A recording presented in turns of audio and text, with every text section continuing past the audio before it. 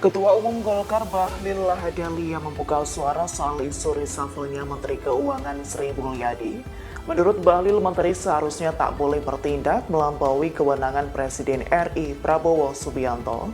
Pernyataan itu disampaikannya untuk menjawab pertanyaan awak media soal pembahasan dalam rapat terbatas bersama sejumlah Menteri Kabinet Merah Putih di kediaman Prabowo di Hambalang, Bogor, Minggu 16 Maret 2025.